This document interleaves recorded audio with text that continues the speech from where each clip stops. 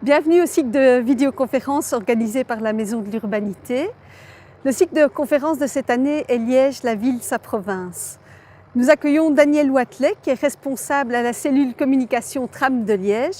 Il nous paraissait important que la première vidéoconférence de ce site soit le tracé du tram, parce que le tracé du tram, il relie en quelque sorte tous les projets urbains qui seront présentés lors des vidéoconférences suivantes. Donc lors de ces prochaines vidéoconférences, on s'arrêtera sur le site du Val-Benoît, qui est un site de développement économique important au sud de Liège, en bord de Meuse. On s'arrêtera ensuite sur l'esplanade de Liège-Guimain. Donc l'axe Guimain-Médiacité présente un pôle de développement culturel, touristique et économique important pour la ville de Liège. En 1967, la cité administrative au centre de Liège est construite. Elle fait l'objet aujourd'hui d'une rénovation importante qui tend vers zéro carbone. Ce sera une tour à la pointe de la technologie et de l'environnement de demain. Ensuite, nous quitterons un instant le trajet du tram pour traverser le pont Saint-Léonard pour nous rendre sur le site de Bavière. Le site de Bavière présente un enjeu immobilier ambitieux qui prévoit du logement, des équipements paramédicaux et sportifs, mais surtout un pôle culturel provincial majeur. Et enfin, on s'arrêtera au terminus du tram à Coron-Meuse et à Bressou. Nous verrons l'écoquartier de Coron-Meuse avec 1000 unités de logement et plusieurs équipements qui y sont prévus. Et enfin, nous nous arrêterons sur la terminus tram à Bressou, où nous verrons la requalification du quartier de Droix. Mais laissons à présent parler M. Wathelet. Combien y aura-t-il de stations et quelle est la longueur de la ligne? Alors la ligne fait 11 km 7 avec ses embranchements. Il y a un dédoublement au centre-ville entre le quai de la Batte dans le sens pour sortir de la ville, et quand on rentre, on passera par Féronstrée. Ça fait 11 km 7 avec 23 stations. Pouvez-vous nous parler des mesures de mobilité qui seront mises en place parallèlement à l'installation du tram? Alors effectivement, le tram, ce n'est pas seulement un nouveau moyen de transport, c'est un moyen de transport qui va réorganiser l'ensemble du réseau des bus, mais qui va aussi jouer au maximum sur l'intermodalité avec d'autres modes. Alors, il y a bien entendu le train, quand on passera devant une gare comme celle de Guimain, mais il y aura aussi le vélo, les piétons, avec des parcours cyclables qui seront la plupart du temps le long du tram ou pas très loin. D'un point de vue du contexte historique, comment s'est déroulée l'apparition des trams à Liège? Il y a eu pas mal d'étapes, mais disons, juste avant la Deuxième Guerre mondiale, en 1939, il y avait 5 sociétés qui exploitaient 35 trams. Et puis, dans les années 60, on a décidé de passer tout à la voiture et considérer que le tram empêchait la circulation automobile. Donc, il y a eu une transition aussi vers les trolleybus, et puis uniquement vers les bus, et la disparition complète des trams en 1968. Et puis après, en termes d'organisation, il y a eu des fusions successives, la dernière étant celle entre la Stille et les chemins de fer vicinaux. L'installation du tram s'est mise en place dans d'autres villes en France ou à l'étranger. Dans quel état d'esprit sommes-nous ici à Liège? Et donc, bien sûr, c'est améliorer la mobilité, parce qu'il faut quand même rappeler d'abord que le tracé se fait sur l'axe le plus fréquenté de Liège, avec à certains endroits 40 000 voyageurs par jour. Donc le choix était assez simple, c'est de mettre le tram en fond de vallée. Alors, au-delà de ça, comme on vient de parler du lien avec d'autres modes de transport, c'est pour permettre à chacun de faire son trajet idéal en fonction des moyens qu'il a à sa disposition, mais aussi c'est l'occasion de rénover l'espace public de façade à façade. Donc on ne fait pas que faire une plateforme pour le tram avec des stations et tout ce qu'il faut comme équipement, mais aussi une rénovation de l'espace public. Et au total, on va pouvoir comptabiliser environ 50 hectares d'espace public rénovés le long du tracé du tram. La mise en place du tram fait partie donc d'un projet de recomposition globale de l'espace public. Le but premier étant de redessiner l'espace public et de redistribuer la part modale des différents modes de transport autour de cette recomposition spatiale. Est-ce que vous pouvez un peu nous parler du choix des matériaux?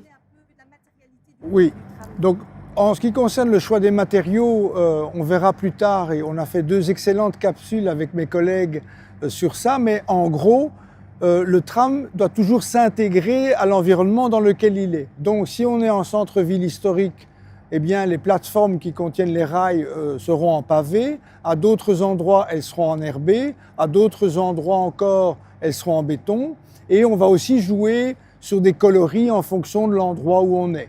D'ailleurs, on va jouer sur les matériaux, mais on va aussi jouer sur le son et la lumière. Par exemple, les stations vont s'éclairer plus fort quand le tram va arriver, où il y aura des sons ou des musiques particulières pour annoncer l'arrivée du tram. Parce qu'on doit aussi penser à des gens, par exemple, malvoyants ou malentendants, et donc jouer aussi sur d'autres modes de communication pour annoncer l'arrivée du tram. En termes de végétation, on parle de plateforme verte. Quel type de végétation va être mise en place? Alors, le tram a quand même un avantage, c'est qu'à Liège, en tout cas, il n'y a pas d'expropriation ni de démolition liée directement au tram. Par contre, pour les arbres, pour certains, ils étaient encombrants et donc on doit les remplacer par d'autres. En gros, on va en retirer 450, ça a déjà commencé, mais ils vont être remplacés par à peu près le double d'arbres, avec un choix d'espèces locales aussi, une variété, et notamment aussi des espèces mellifères. Comme ça, il y a aussi une approche plus écologique. Et cette verdurisation de la ville est aussi une contribution du tram à des plans plus larges de la ville de verdurisation, à créer de l'ombre notamment, et donc à rafraîchir les villes, parce que tout le monde sait que les villes avec trop de béton chauffent, et en période de canicule, ça a beaucoup d'incidence sur notre qualité de vie. Nous avons également remarqué que certains tronçons ne comportent pas de caténaire. Est-ce que vous pouvez nous expliquer?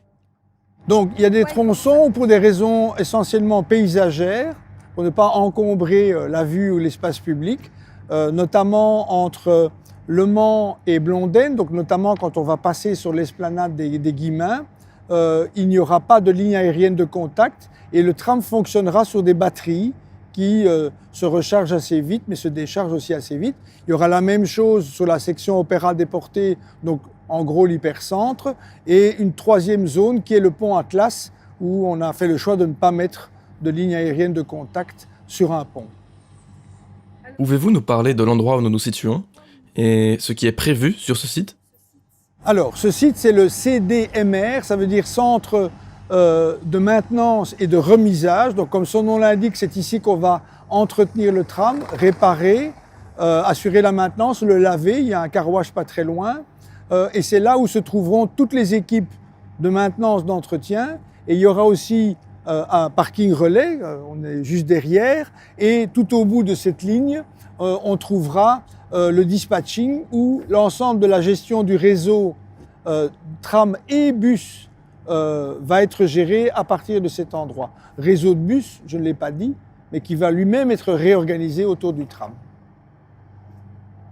Vous nous avez parlé de capsules vidéo réalisées à RTC Télé-Liège. En quoi consiste-t-elle? En fait, on est en train de concevoir avec le constructeur des images 3D et après des films pour montrer le futur de Liège, notamment les futures stations. Donc à quoi va ressembler à la fois les stations, mais aussi l'espace public rénové, pour permettre aux gens de se projeter et de voir qu'après les travaux, après les inconvénients, il y a une situation qui est améliorée, plus belle, un meilleur cadre de vie. Et donc on a fait 2 capsules commentées d'une part par un de nos urbanistes et d'autre part par le conseiller en mobilité de la ville de Liège.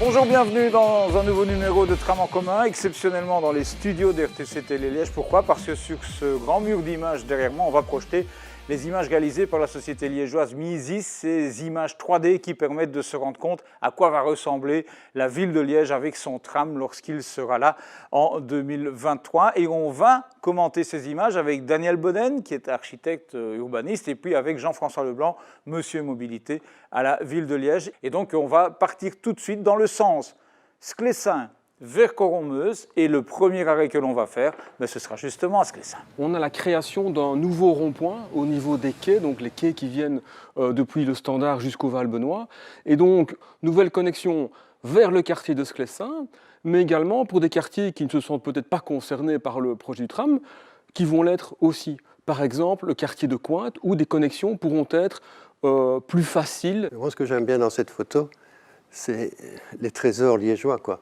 On a un pont qui fait 18 arcades et qui permet au train de remonter sur les collines.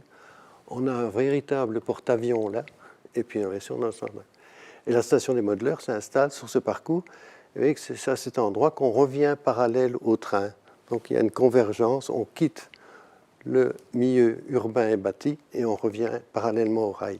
La place généralement, on le voit, doit accueillir énormément de fonctions. Donc le pari était de pouvoir intégrer l'ensemble des fonctions attendues avec à la fois du maintien d'une circulation évidemment générale, de stationnement, mais également, on le voit, l'intégration d'accès vers les quais avec des normes adaptées aux personnes à mobilité réduite, l'abaissement des bordures, les rampes qui permettent à tout un chacun d'aller de manière très confortable et sécurisée vers des quais qui sont communs. Mais le tram a pris l'extérieur de la place, et tandis que les bus sont au milieu.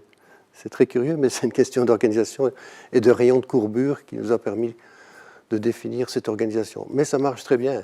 Il y a énormément de bus qui vont décharger ici et on va avoir un transfert vers le tram. Donc c'est une station, c'est une des plus grosses stations. Initialement, le tram se baladait à la place des bus, et spécialement sur le boulevard d'Avroy. Et on a pensé passer entre les arbres. Et finalement, en mesurant et recontrôlant tout, on s'aperçoit qu'on n'a pas les distances de sécurité entre le tronc et le tram. Donc on a renoncé à passer là et on l'a finalement dédicacé au vélo. Et à partir de ce moment-là, on a tenu un raisonnement tout à fait différent. On s'est dit qu'il y a au fond, avenue Blondin, on pourrait aussi garder les vélos au milieu. Et on a volontairement alors incliné la station pour être près de l'entrée de la rue des Guillemins. Et ici, on a vraiment un bel exemple de ce que le tram permet comme réaménagement. Le tram va permettre des continuités pour les piétons, pour les cyclistes. Dans mon dos, je vais dire, on va jusque la gare des Guillemins et au-delà, on va aller jusqu'au pont d'Avroy avec des aménagements continus pour les piétons et les cyclistes, avec toujours cette perspective de séparation dès que les largeurs sont suffisantes pour que tout un chacun trouve sa place dans l'espace public. Ce parcours-là sera très agréable parce qu'on est légèrement sur plomb par rapport au parc et on ne gêne pas les voitures qui sont à droite. Donc on longe le parc et on arrive ici tout naturellement. Pour nous, c'est important d'adapter chaque fois la station au site. Et il y a des fois, par exemple au Val-Benoît, on est très, très coincé là. C'est sûrement la partie, la station la plus étroite. Mais ici, on a toute la place, quoi. C'est vrai, c'est le cas de le dire. Et autant donner de l'ampleur et de l'aisance et que le tram soit en fait sur la place. C'est ça, notre souci, c'est toujours de donner l'impression que le tram traverse la place. Depuis l'avenue Rogier, on a une réduction alors qui a été calculée, qui a été légitimée par le fait qu'on a un transport en commun de grande capacité. Et donc oui, une forme d'entonnoir un petit peu, à savoir que plus on arrive vers le centre-ville, plus à un moment on doit redonner des espaces de qualité pour les modes alternatifs à la voiture et les espaces publics pour rendre notre ville toujours un peu plus jolie, agréable. La première station quasiment de l'hypercentre autour du piétonnier, donc elle est très utilisée, notamment par beaucoup d'étudiants. On a des gros pôles scolaires. Et donc la station tram est un petit peu reculée en fait par rapport au carrefour Pont d'Avroy. Pourquoi? Parce que pour le confort à la fois des utilisateurs, mais également de tous les utilisateurs, c'est plus intéressant évidemment d'avoir un arrêt en ligne droite. C'est en fait le départ du parc. Donc la petite bretelle ici qui va vers la rue Saint-Gilles nous donne le départ pour tout un espace parc. Et on essaye de reconstituer le parc et donner l'impression de parc en profitant de la station. Et vous voyez qu'on va replanter assez bien d'arbres et on va recréer cette liaison vers le parc d'Avroy. La station Léopold est une des 4 gares qui entourent la place Saint-Lambert et qui a pu décharger la place d'une grande quantité de bus. Et on a créé cette petite antenne qui permet aux bus de boucler sans rentrer nécessairement sur la place. Et c'est très important parce que ça permet aux Liégeois de se débarquer, de se promener, de visiter un peu et de marcher un peu. Pour nous, c'est intéressant que les gens marchent. Et depuis lors, dès qu'on a créé cette gare, c'est très symptomatique. Et depuis qu'on sait que le tram arrive, j'attire l'attention sur tous ces immeubles. Ils ont tous été retapés. C'était des ruines et maintenant ça devient des petits palaces. Toutes les lignes de bus qui viennent de l'est, de l'ouest des Coteaux continue à rentrer évidemment dans le centre-ville. Et ici, on a la gare des bus Léopold avec la ligne 10, qui est peut-être la ligne principale, hein, qui vient de Fléron et qui traverse Outremeuse. Cette ligne va rester et va permettre à ces quartiers d'être toujours en connexion avec le centre-ville, mais également d'avoir des points de correspondance avec le tram. Et aussi la rue Léopold qui sera remise à l'horizon de la mise en service du tram, et peut-être un peu même avant, à double sens, pour avoir cette connexion rive gauche, rive droite. On est dans une piétonisation complète de ce cœur historique. On voit, alors c'est une image de synthèse, mais moi je suis convaincu qu'on va retrouver cette vie très prochainement dans la rue Féronstrée, avec les badauds, avec des espaces, avec des jeunes qui se baladent, une vraie vie urbaine. L'ambiance changera très fort. Je crois que tout ça sera un bénéfice aussi. Et je crois aussi que ça fera du bien à tous les commerces. Il y a un moment difficile à passer pour ces commerçants, mais après je crois que ce sera tout bénéfice. On est très content que les travaux de la cité administrative et des îlots qui sont adjoints, je crois que tout ça va... C'est un nouvel élan, quoi. C'est un espace qui va changer très fort parce que la piste vélo arrive ici et c'est le vrai départ des vélos, alors jusque Visé. Hein. Peut-être que certains Liégeois vont dire où suis-je ici par rapport aux espaces. C'est vrai qu'on a une reconfiguration extrêmement forte des lieux. On va vers Coron-Meuse, donc on a repartagé l'espace public. Aujourd'hui, c'est une mer d'asphalte. Vous avez un petit trottoir qui est là et tout le reste, c'est de l'asphalte. Sur le quai, l'automobiliste, il est côté habitation. Pourquoi côté habitation ? Parce que ça va permettre évidemment aux habitants du quartier de pouvoir utiliser toutes les transversales pour entrer et sortir dans les quartiers sans devoir couper le tram ou sans devoir couper les espaces en bord de Meuse. Ça, c'est une logique un peu de mobilité, mais également pour le stationnement des riverains ou des visiteurs qui restent évidemment le plus proche possible des habitations. On est généralement à une bande par sens et du stationnement de chaque côté. Donc on veut montrer que c'est un boulevard urbain. C'est fini cet aspect autoroutier qui nous a pénalisés pendant tellement d'années. Ce que tous les Liégeois connaissent maintenant au niveau du quai de Rome, de tous les réaménagements qui ont été largement appropriés et qui, je pense, a fait plaisir à quasiment tout le monde, vont se prolonger littéralement jusqu'à Coron-Meuse. Donc tout ce qu'on a vraiment sur le quai de Rome, la philosophie a été de la prolonger jusqu'à Coron-Meuse. Les arbres existent, hein. Donc ce sont des marronniers, mais on va les compléter. L'idée, c'est de faire, au pied de ces arbres qui sont assez sombres en dessous, on a fait une plateforme assez claire, donc elle est en dolomie. Et c'est magnifique parce que quand on voit ces axes, on a toujours essayé de valoriser les axes à travers la ville, et vous voyez qu'au bout de la vue, on tombera sur cet arbre-là. Et donc on essaye toujours d'accentuer les arbres, et ça fait partie d'une découverte de la ville, et tout d'un coup, ça fait du bien. Le tram est en position centrale sur le pont Atlas, il prend vraiment les deux voies centrales. On maintient une circulation à double sens sur le pont Atlas pour arriver sur un peu cet échangeur routier qui est actuellement le point de contact entre le pont Atlas et l'arrivée de l'autoroute. On le voit, il y a une attention particulière au niveau des piétons et des cyclistes. Donc toutes les revêtements qui sont un peu plus bruns, un peu plus rosés, sont des espaces dédiés aux piétons et cyclistes.